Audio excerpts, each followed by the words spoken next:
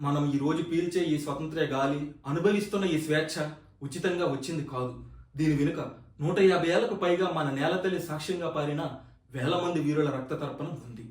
స్వరాజ్యం నా జన్మ హక్కు అని ఒకరు గర్జిస్తే, మీరు నాకు రక్తాన్ని ఇవ్వండి, నేను మీకు స్వాతంత్రాన్ని ఇస్తాను అని నేతాజీ ఇచ్చిన పిలుపు విప్లవ అగ్గిలా వ్యాపించింది.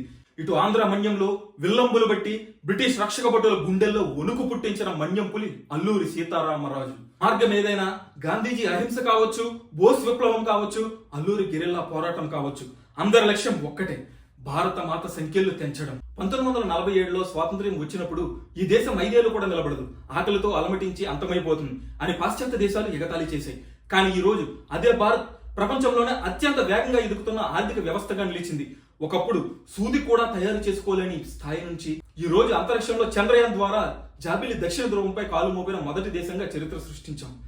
ప్రపంచంలోనే అతిపెద్ద ప్రజాస్వామ్య శక్తిగా ఎదిగాం. కానీ మిత్రులారా, ఒక విషయం గుర్తుంచుకోండి, మన పూర్వీకులు రక్తం చిందించి మనకు ఇచ్చిన ఈ స్వేచ్ఛ కేవలం అనుభవించడానికి మాత్రమే కాదు, దానిని కాపాడుకోవడానికి కులం, మతం, ప్రాంతం పేరుతో విడిపోకుండా అవినీతి అన్యాయాలపై పోరాడుతూ ఈ దేశాన్ని మరిన్ని హైట్స్ కు తీసుకెళ్లడమే మనం ఈ అమరవీరులకు ఇచ్చే నిజమైన నివాళి. స్వాతంత్ర దినోత్సవం సందర్భంగా ఈ దేశం కోసం ప్రాణాలు అర్పించిన ప్రతి ఒక్క అమరవీరునికి శిరస్సు వంచి నమస్కరిద్దాం.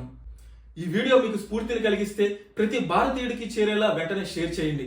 మన స్వాతంత్ర సమర యోధుల్లో మీకు అత్యంత ఇష్టమైన వీరుడు ఎవరో కింద కామెంట్ చేయండి.